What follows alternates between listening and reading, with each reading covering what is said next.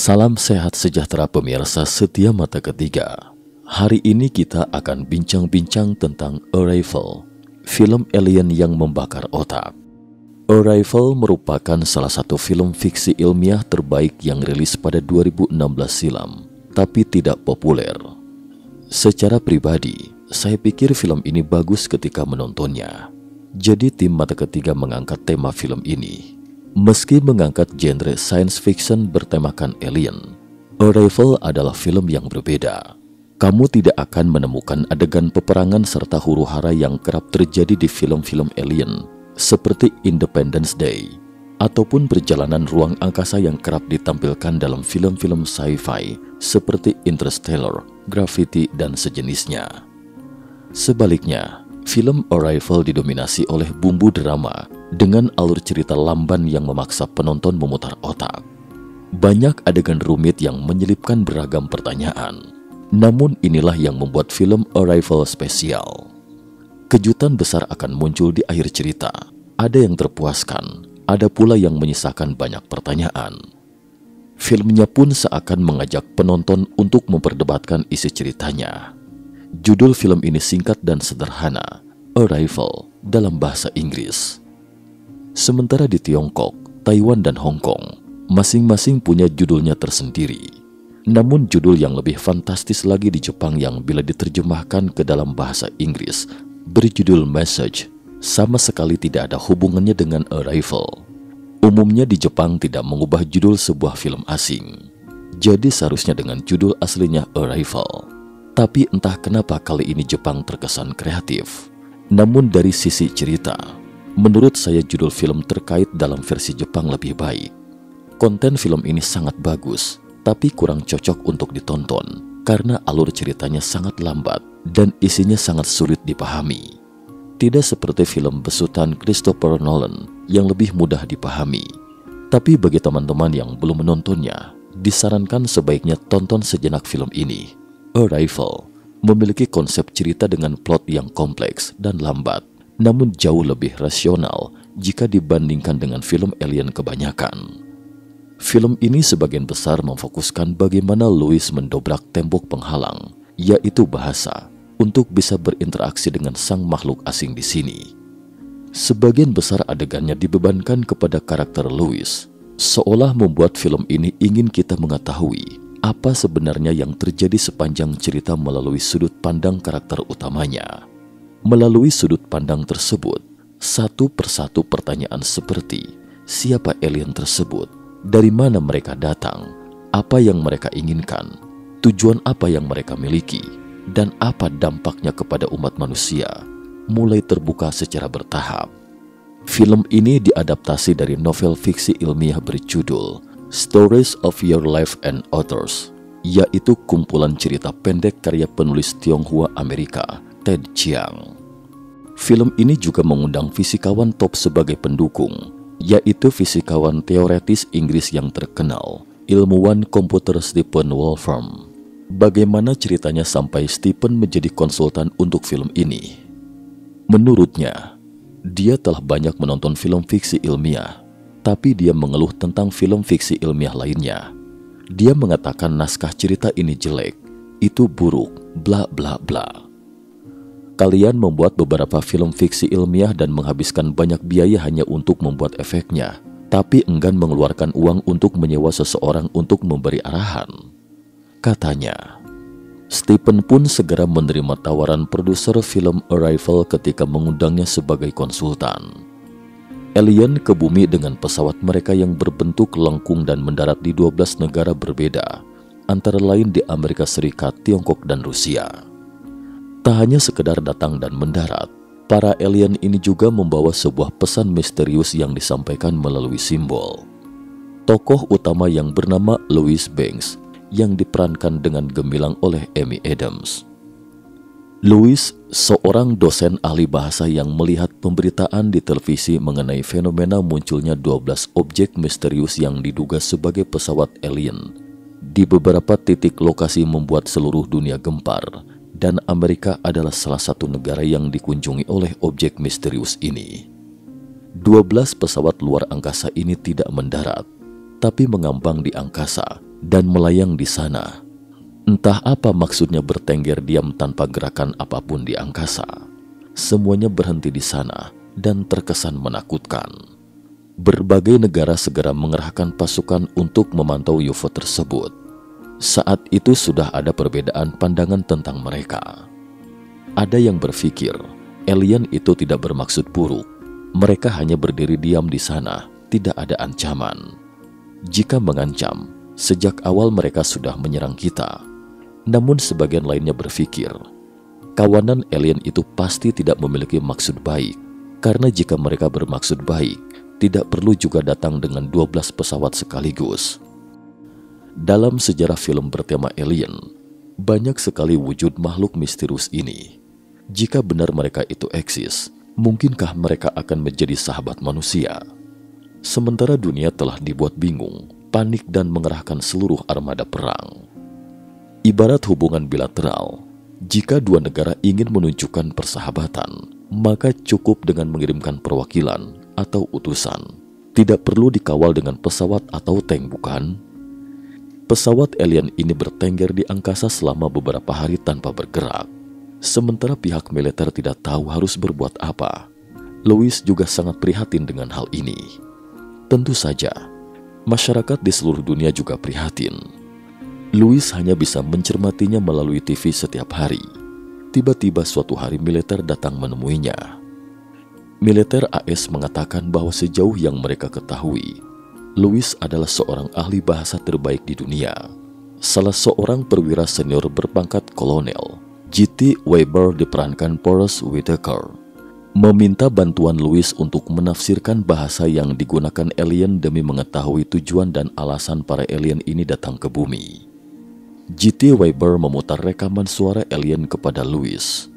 Ketika mendengarkannya, Louis segera menyadari itu adalah suara alien, tetapi terdengar tidak jelas, dan Louis juga tidak bisa memahaminya. Sebenarnya apa yang dikatakan alien itu? I have something I need you to translate for me. Why are you here? Can you understand us?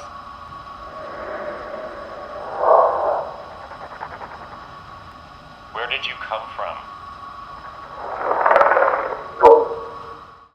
Menurut Louis, kita tidak bisa memahaminya seperti itu. Artinya bahasa itu bukan hanya dari suara, tetapi juga termasuk bahasa tubuh atau sesuatu. Sulit bagi saya untuk memahami maksudnya jika Anda tidak membiarkan saya melihat sosoknya langsung. Sebaiknya bawa saya menemuinya, kata Louis. Tidak, kata perwira militer. Sebaiknya kami mencari orang lain saja, kata pihak militer lalu pergi. Tetapi beberapa hari kemudian, perwira itu kembali lagi menemui Louis. Kali ini, mereka membawa Louis ke pangkalan dengan helikopter. Pangkalannya berada di sebelah pesawat ruang angkasa, dan juga seorang fisikawan, Ian Donnelly, diperankan Jeremy Renner. Tidak banyak aktor aktris dalam film ini, hanya satu pemeran utama pria dan satu pemeran utama wanita. Ketika Louis tiba di pangkalan, dari kejauhan dia melihat pesawat luar angkasa alien besar melayang di angkasa secara anti-gravitasi. Jelas alien ini merupakan makhluk super cerdas. Mereka bisa mengendalikan gravitasi jauh di atas kita secara teknologi.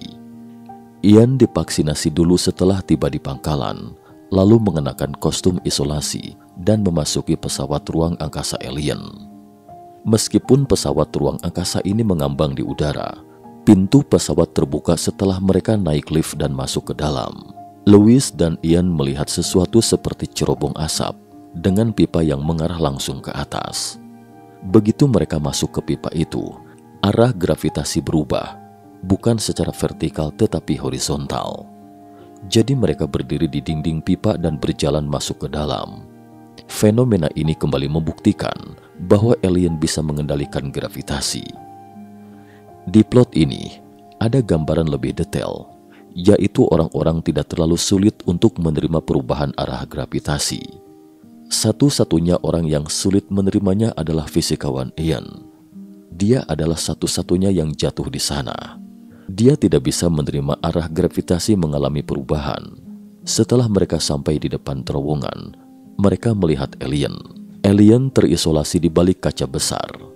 Ini mungkin dirancang oleh militer dengan maksud agar kita tidak mengadakan kontak langsung dengan mereka. Pesawat luar angkasa ini milik alien. Bagaimana mungkin militer mengatur area karantina di dalamnya? Artinya, mereka juga menyediakan area seperti itu, di mana kita berkomunikasi bersama di area ini, seperti sebuah ruangan. Seperti apa rupa alien itu? Mereka terlihat seperti gurita. Sosok alien dalam film ini disebut sebagai heptapod karena memiliki 7 tentakel. Dan tidak hanya memiliki 7 tentakel, tetapi juga 7 jari di ujung dari setiap tentakel. Kita memiliki 4 anggota badan, 2 kaki dan 2 tangan, yang masing-masing memiliki 5 jari. Atau dengan kata lain, mengapa manusia menggunakan sistem bilangan desimal kemungkinan besar berhubungan dengan jumlah jari kita. Kita hanya bisa menghitung sesuatu sampai 10 dengan jari tangan. Jadi kita terbiasa dengan sistem bilangan desimal. Jika mereka memiliki 7 tentakel dengan 7 jari di setiap tentakelnya, kemungkinan besar adalah sistem bilangan 49 alas atau bisa jadi murni bilangan berbasis 7. Intinya tidak sama dengan sistem bilangan kita. Sebelum menemui Louis, militer AS telah mengundang beberapa ahli bahasa lain untuk mencoba berkomunikasi dengan alien, tetapi mereka tidak mengerti. Ketika Louis datang, dia mendapati tidak bisa berkomunikasi dengan bahasa suara. Kita tidak bisa menggunakan cara pendengaran biasa, karena daya pendengaran manusia tidak cukup kuat untuk membedakan suara. Kekuatan indera kita adalah secara visual, jadi kita harus mencoba berkomunikasi secara visual, kata Louis. Louis kemudian menulis namanya di sebilah papan dan menunjukkannya ke alien. Alien adalah makhluk super cerdas. Dia mengerti apa yang kita sampaikan, hanya saja kita tidak memahami mereka. Perlu diketahui dulu bahwa para alien heptapod itu berkomunikasi dengan bahasa yang sangat berbeda dengan manusia. Bahkan persepsi mereka tentang waktu itu sangat jauh berbeda dengan pemahaman kita. Manusia mempelajari bahasa dan mempersepsikan waktu sebagai sesuatu yang linear berjalan maju. Ketika kita menulis kalimat sebagai sebuah alat komunikasi, kita menulis dari kiri ke kanan atau kanan ke kiri. Demikian manusia mempersepsikan waktu sebagai sesuatu yang bergerak maju. Para alien ini jauh berbeda. Tulisan mereka berbentuk melingkar, sirkular, dibentuk oleh semacam tinta cumi-cumi. Tulisan mereka berbentuk simbol, di mana satu simbol itu mengungkapkan sebuah makna secara langsung. Konsep ini juga menyerupai persepsi mereka mengenai waktu, bahwa waktu bagi mereka tidak linear, namun sirkular. Tidak ada awal, tidak ada akhir. Inilah yang membuat mereka bisa menguasai waktu. Waktu bagi mereka melompat-lompat, entah bergerak maju atau bergerak mundur, serupa dengan palindrom dalam nama Hannah, anak perempuan Louis. Dibaca dari depan atau dari belakang sama saja. Mama? Yeah? What's my name, Hannah? Well, your name is very special because it is a palindrome. It reads the same forward and backward. Supaya manusia bisa menguasai waktu sebagaimana para alien heptapod itu, manusia harus mempelajari dulu bahasa mereka. Itulah tujuan kedatangan para alien itu. Mereka juga membentuk lingkaran sama seperti kita saat pertama kali menggunakan tulisan. Alien menyemprotkan lingkaran seperti tinta gurita di kaca. Inilah bentuk tulisan alien, dan untuk pertama kalinya mereka melihat karakter tulisan alien. Pada awalnya, mereka mencoba berkomunikasi dalam bahasa, tapi tidak dapat memahaminya. Setiap lingkaran yang disemprotkan tidak sama. Ada beberapa cabang di lingkaran. Mereka berpikir simbol-simbol ini seperti mewakili sesuatu yang mereka sampaikan. Dalam proses komunikasi antara manusia dengan alien ini, lambat laun manusia mulai takut pada alien. Semakin kita tahu tentang mereka, semakin membuat kita takut. Mengapa? Pasalnya, mereka datang dengan pesawat yang mengambang diam di angkasa. Ini jelas anti-gravitasi. Ini menunjukkan bahwa teknologinya jauh di atas kita. Selain itu, mereka sepertinya memahami kita, Sementara kita tidak bisa memahami tentang mereka, sehingga dengan demikian kita akan berpikir mereka bisa dengan mudahnya mempermainkan kita. Sulit rasanya bagi kita untuk tidak merasa was-was ketika menghadapi sebuah peradaban cerdas asing yang sangat kuat ini tiba-tiba muncul di depan mata kita, bukan? Jadi manusia telah berkomunikasi dengan alien ini untuk waktu yang lama. Namun selama beberapa bulan kemudian, beberapa negara mulai siap untuk menyerang kawanan alien ini karena selama proses komunikasi mereka tidak mengerti apa maksud kedatangan alien. Dalam proses berkomunikasi dengan alien, Louis secara bertahap merasa dia sendiri juga tidak bisa memastikan. Dia merasa kawanan alien itu tidak bermaksud jahat. Dia kesini mencoba menyampaikan sesuatu kepada kita, dan dia ingin memberitahu kita sesuatu, hanya saja kita belum tahu artinya. Karena itulah, para petinggi militer semakin tegang dan bermaksud menyerang alien. Sementara menurut Louis, jangan sampai terjadi bentrokan, karena menurutnya mereka tidak bermaksud buruk, sehingga terjadi dilema. Lingkaran teks alien sangat jauh berbeda dengan sistem tulisan kita, sehingga sangat sulit untuk dipahami, terkesan seperti saat kita menafsirkan manuskrip Voynich. Adapun sebab mengapa manuskrip Voynich atau aksara bangsa Maya tidak dapat diurai sampai sekarang, karena sampelnya terlalu sedikit, sedangkan sampel yang satu ini banyak. Alien akan menunjukkan apa yang kita inginkan, jadi secara bertahap terurai sedikit demi sedikit. Karena semakin banyak bahasa simbol yang terurai, akhirnya manusia mengetahui akan maksud dan tujuan alien datang ke bumi. Mereka memberikan jawaban, kemudian ketika mereka menafsirkan artinya, dan menurut pemahaman mereka saat itu, adalah menyediakan senjata dan menggunakan senjata. What does it say? Offer weapon. Setelah mendengar jawaban ini, banyak negara segera menutup sistem komunikasi mereka masing-masing dan bersiap untuk menyerang alien. Mengapa mereka mematikan sistem komunikasi? Karena dalam proses menafsirkan bahasa alien, negara-negara di dunia selalu mengadakan kontak satu sama lain dan saling berbagi informasi. Ada alien di dalam 12 pesawat ruang angkasa itu. Sebenarnya alien menyampaikan sesuatu ke masing-masing negara, kemudian mereka mengumpulkan informasi ini.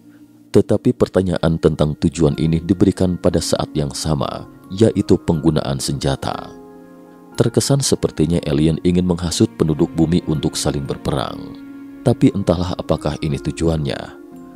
Tetapi menyinggung tentang senjata, menggunakan senjata dan semacamnya membuat negara-negara di dunia merasa terancam. Jadi mereka menutup sistem komunikasi, setidaknya agar alien tidak dapat dengan mudah mengendalikan pikiran manusia secara keseluruhan. Karena itulah, perwakilan dari Tiongkok dan Rusia telah siap untuk menyerang alien. Sementara Amerika Serikat juga tidak punya pilihan karena putusnya komunikasi antara Amerika Serikat, Tiongkok, dan Rusia. Sementara Louis merasa bahwa senjata dalam kalimat atau simbol yang dikatakan alien itu mungkin bukan merujuk pada senjata dalam arti sebenarnya. Menurut Louis, kita salah memahaminya, atau simbol tersebut memiliki banyak arti. Louis menafsirkannya sebagai suatu alat atau teknologi, mungkin maksudnya menyediakan peralatan dan teknologi kepada manusia. Jadi Louis ingin meyakinkan para pemimpin negara untuk tidak terlalu tegang dan tidak melakukan serangan pada kawanan alien ini. Konsekuensinya mungkin akan sangat serius. Namun saat itu, beberapa kaum ekstremis, yaitu beberapa petinggi militer berpikir bahwa kita harus menyerang terlebih dahulu. Mereka menaruh beberapa bom ke pesawat ruang angkasa alien. Saat itu, alien tidak mengetahuinya. Mereka menyembunyikannya seperti semacam perangkat dan memasukkannya ke dalam pesawat. Ian dan Louis juga tidak tahu. Mereka masuk dengan bom dan berkomunikasi dengan alien di sana, ingin mencoba memahami apa tujuan mereka. Tapi alien memang jauh lebih hebat dari manusia. Mereka punya firasat akan adanya bahaya, jadi dia menunjukkan serangkaian simbol besar di kaca. Semua berupa lingkaran memenuhi dinding kaca. Kemudian mendorong Ian dan Louis keluar dari pesawat luar angkasa. Bersamaan dengan itu, bom pun meledak.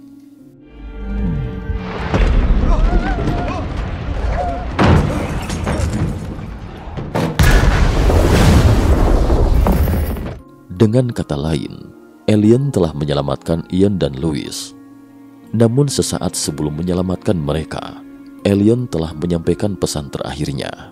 Setelah diledakkan, pesawat ruang angkasa itu baik-baik saja dan seketika naik ke suatu titik di angkasa di mana manusia tidak bisa menyentuhnya dan berhenti di sana lagi.